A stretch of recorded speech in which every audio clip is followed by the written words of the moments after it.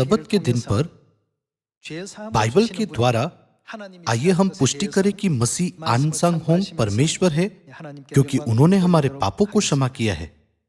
जब लोग हमसे पूछते हैं क्यों मसीह आनसंग होंग परमेश्वर है, तब हम उत्तर दे सकते हैं ऐसा इसलिए है क्योंकि उन्होंने हमारे पापों को क्षमा किया है। तब वे फिर से पूछ सकते हैं, आपने कैसे जाना कि उन्होंने हमारे पापों को क्षमा किया है या नहीं? बाइबल के द्वारा आइए हम यह जाने कि मानव जाति को पापों की क्षमा कैसे दी जा सकती है और पुष्टि करें कि पापों की क्षमा प्राप्त करने का मार्ग केवल परमेश्वर ही खोल सकते हैं। आइए हम इब्रानियों अध्याय 9 आयत 22 पर एक नजर डालें। अध्याय 9 आयत 22 में यह कहता है, सच तो यह है कि व्यवस्था के अनुसार प्राय सब वस्तुएं लहू के द्वारा शुद्ध की जाती है और बिना लहू बहाए पापों की क्षमा नहीं। बाइबल बताती है कि लहू बहाने के अनुग्रह से पापों की क्षमा मिलती है।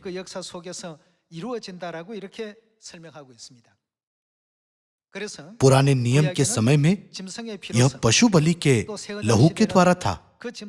नए नियम के समय में यह मसीह के लहू के द्वारा है, जो पशु बलिदान को पूरा करते हैं।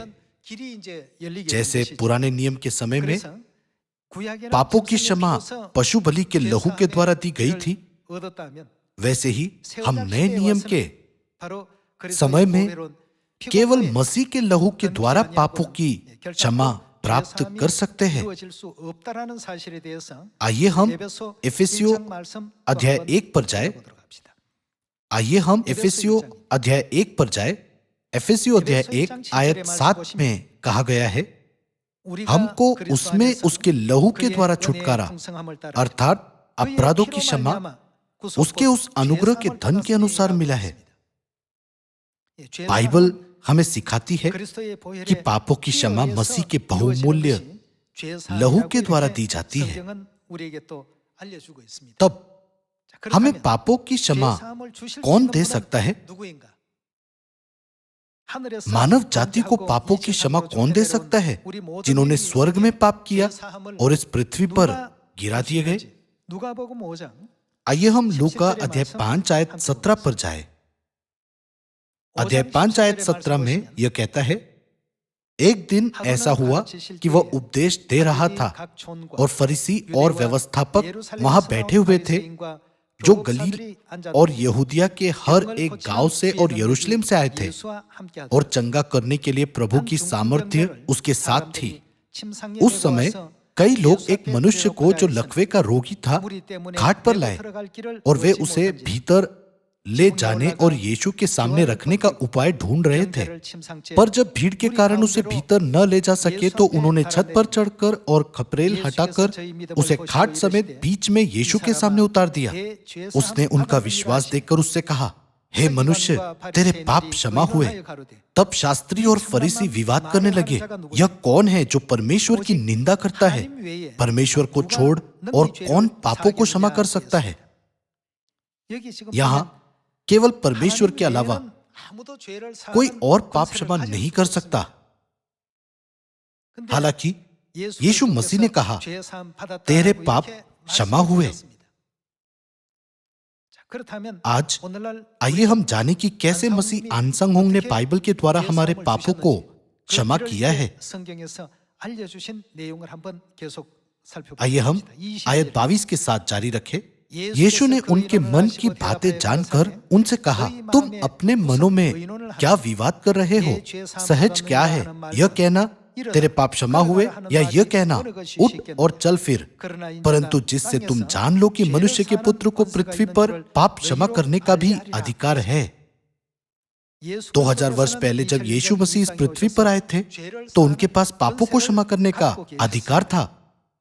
भले ही उनके पास अधिकार था, लेकिन यह बस यह कहने के द्वारा नहीं किया गया था, मैंने तुम्हारे पापों को क्षमा कर दिया है।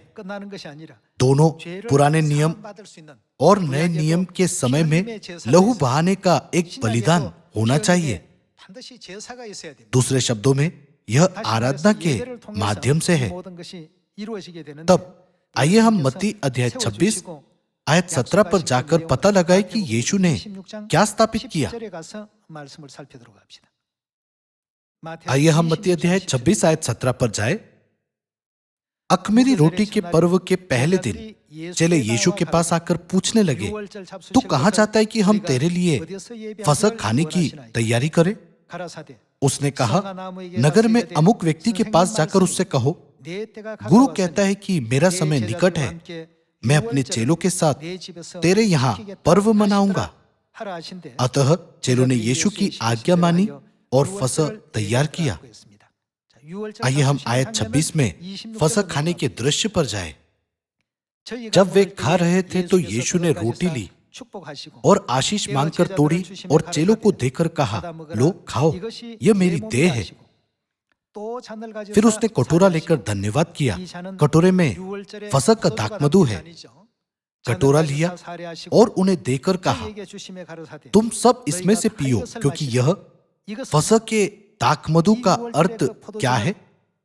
यह वाचा का मेरा वह लहू है जो बहुतों के लिए पापों की क्षमा के निमित्त बहाया जाता है।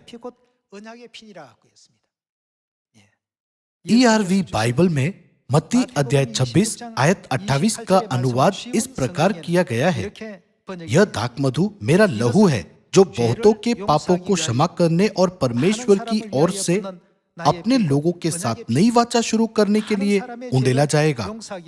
ERV बाइबल कहती है बहुतों के पापों को क्षमा करने के लिए।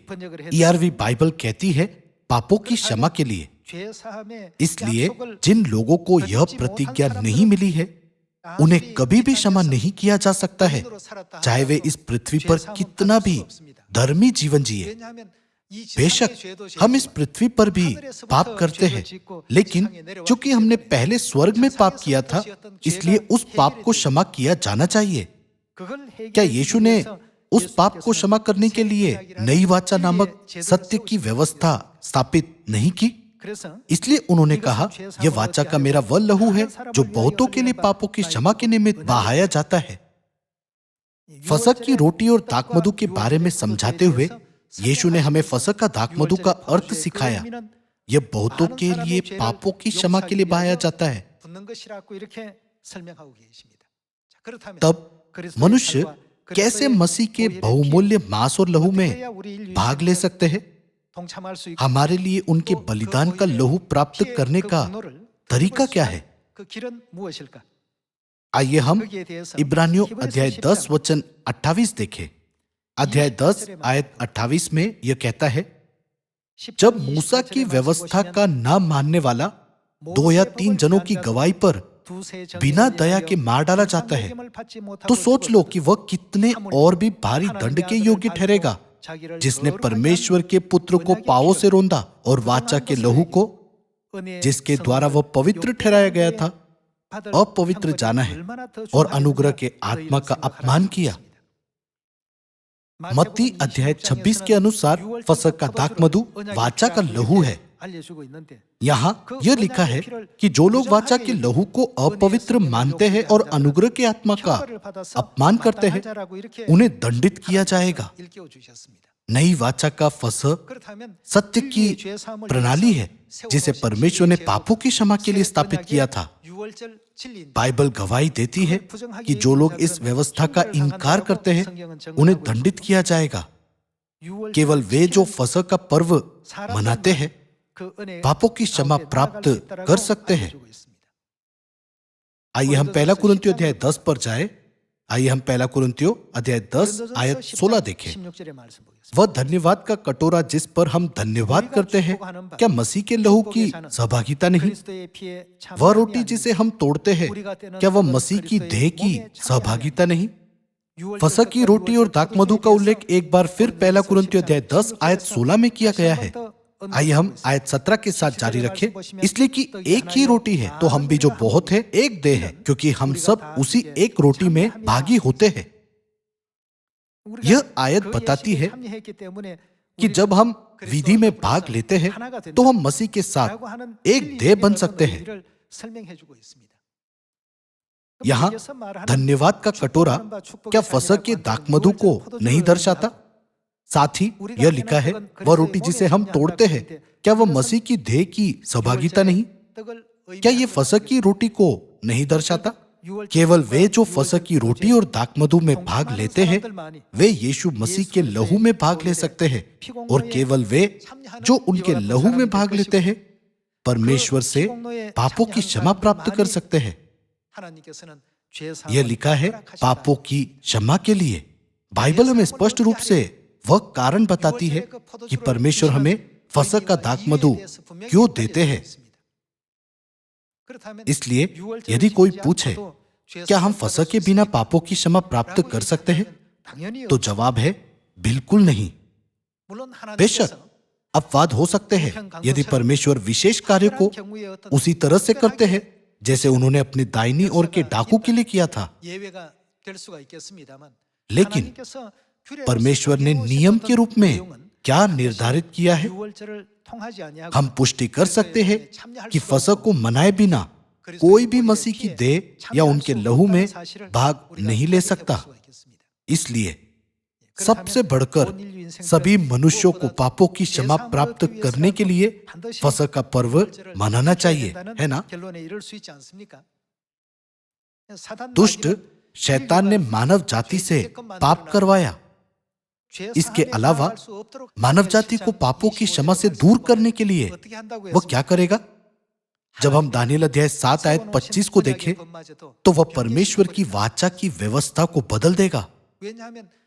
इस कारण लोग परमेश्वर की वाचा का पालन नहीं कर सकते। वे पापों की क्षमा प्राप्त नहीं कर सकते। परमेश्वर की संतानों का अंत नरक में होगा। शैतान सबसे ज्यादा यही चाहता है।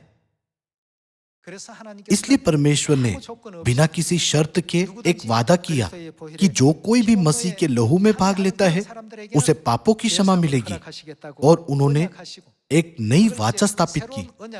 यह पापों की क्षमा प्राप्त करने का एक नया तरीका है।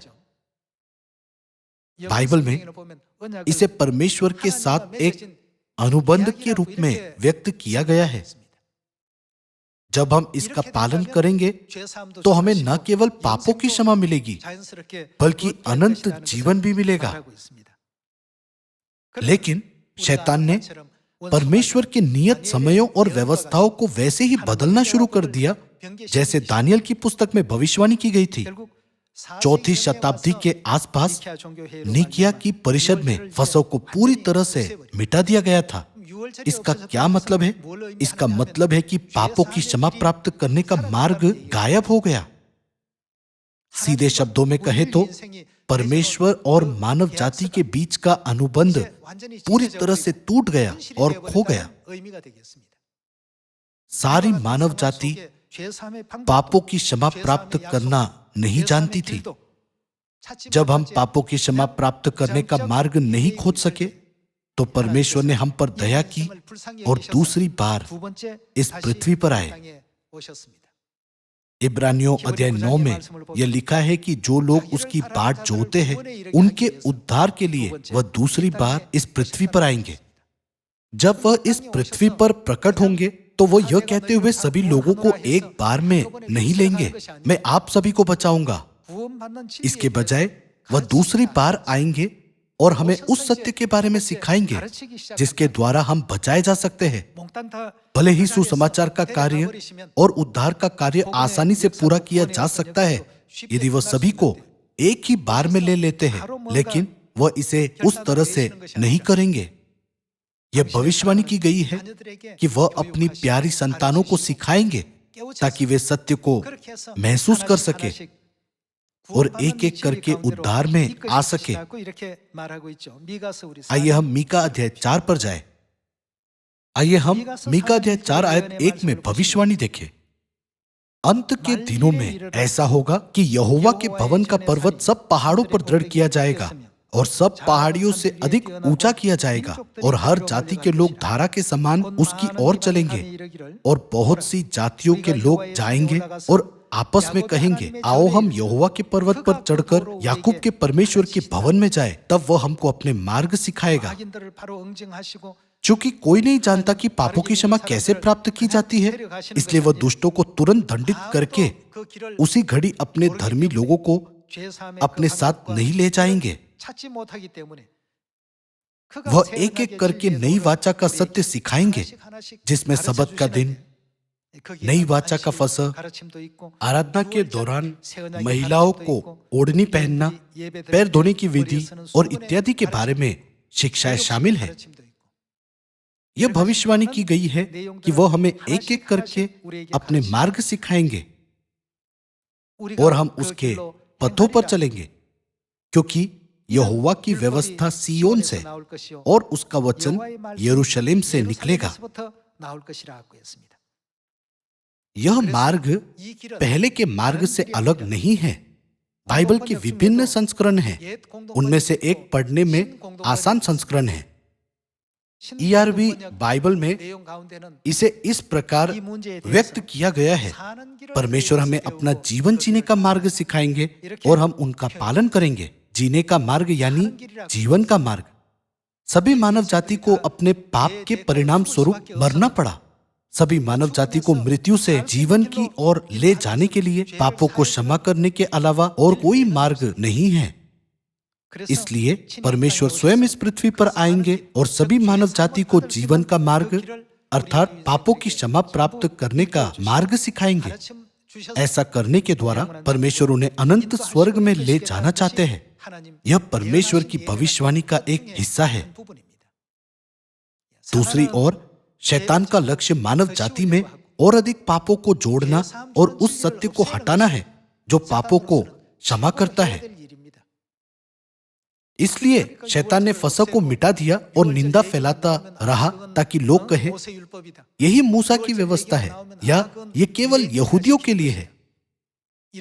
सभी मनुष्यों को ऐसे शब्दों से धोखा दिया जाता है। लेकिन मसीह ने ये शब्द केवल यहूदियों के लिए नहीं बल्कि उन सभी मनुष्यों से कहे थे जिन्होंने स्वर्ग में पाप किया था और इस पृथ्वी पर गिरा दिए गए थे। उन्होंने कहा यह कटोरा मेरे लहू में नई वाचा है। उन्होंने यह भी कहा कि यह बहुतों के लिए पापों की क्षमा के निमित्त बहाया जाता है। तब मसीह ने अपने लहू का सारा अर्थ किसमें रखा? यह सब फसह नामक नई वाचा की विधि के भीतर रखा गया था। इसलिए नई वाचा फसह के बिना पापों की क्षमा का कोई वादा नहीं हो सकता। इस पृथ्वी पर किसी का जीवन कितना ही धर्मी क्यों ना हो, उनके पाप को हटाया नहीं जा सकता, क्योंकि वे इस पृथ्वी पर आने से पहले ही स्वर्ग में पाप कर चुके हैं। हमें स्वर्ग और इस पृथ्वी पर किए गए पापों की क्षमा प्राप्त करने के लिए मसीह की स्थापित नई वाचा में रहना चाहिए। क्या परमेश्वर ने उन लोगों के पापों को क्षमा करने का वादा नहीं किया जो नई वाचा के सत्य में रहते हैं? मैं उनके पापों को फिर स्मरण न करूंगा। यह वादा नई वाचा, नई प्रतिज्ञा और नई आज्ञा है। इसे परमेश्वर की प्रतिज्ञा के रूप में देखा जा सकता है। एक ऐसी आज्ञा जिसे परमेश्वर ने स्वयं घोषित किया था और एक अनुबंध जिसे परमेश्वर ने सारी मानव जाति के साथ किया था। तब क्यों मसीह आनसांग होंग परमेश्वर है? मसीह आनसांग होंग परमेश्वर है क्योंकि उन्होंने मानव जाति के पापों को क्षमा कर दिया है।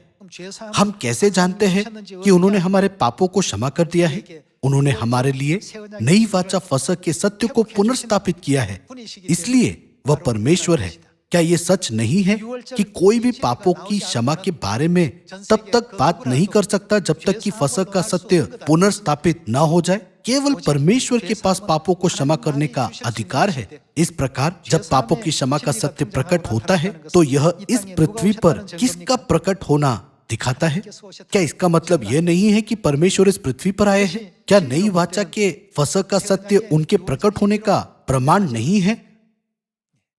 हमें बाइबल की गवाहियों पर विश्वास करना चाहिए। हमें घोषणा करनी चाहिए जो बाइबल के अनुसार इस सत्य के साथ प्रकट होते हैं। जो परमेश्वर का पहचान पत्र है वह परमेश्वर है। उनके पास हमारे पापों को क्षमा करने का अधिकार है, इसलिए हमें उन पर विश्वास करना चाहिए। भले ही वह यह नहीं कहते मैं परमेश्वर हूं, लेकिन हम उन्हें अपने साथ लाए गए चिन्ह को देखकर पहचान सकते हैं। मैं अक्सर गुप्त शाही निरीक्षक और उनके मापाई के बारे में कहानी बताता हूं। क्या मापाई अपनी पहचान साबित नहीं करता? इससे कोई फर्क नहीं पड़ता कि वह सुंदर है या बदसूरत, लंबा है या छोटा, या उसके कपड़े रोचक है या मलिन। क्या यह साबित नहीं करता कि वह एक गुप्त शाही निरीक्षक है? उसी तरह यदि कोई मानव जाति के सामने पापों की क्षमा के चिन्ह के साथ प्रकट होता है तो वह कौन है? केवल परमेश्वर के पास मानव जाति के पापों को क्षमा करने की शक्ति है। हमने पहले ही लूका रचित सुसमाचार अध्याय 5 में इसे पढ़ा है। मसीह अनसंग होंग इस पृथ्वी पर बाइबल आधारित प्रमाण के साथ आए। सियोन की सभी संतानों को हमेशा इस तथ्य के बारे में बड़ाई करनी चाहिए कि हम सियोन में रहते हैं, जिसे पिता अनसंग होंग और स्वर्गीय माता ने स्थापित किया। हम जहां कहीं भी जाए, हमें पिता और माता की संतानों के रूप में अपनी पहचान और गर्व को कभी नहीं भूलना चाहिए। आइए हम सामरिया और पृथ्वी की छोर तक जाए और पूरी दुनिया को साहसपूर्वक कहे, यदि आप पापों की क्षमा और अनंत जीवन प्राप्त करना चाहते हैं तो मसीह अनसंग होंग और नई यरूशलेम स्वर्गीय माता के पास आए। मैं एक बार फिर से इस तरह से आत्मविश्वास के साथ गवाही देने और प्रचार करने के लिए कहता हूं। इसके द्वारा मैं इस उपदेश को समाप्त करना चाहूंगा। आपका बहुत बहुत धन्यवाद।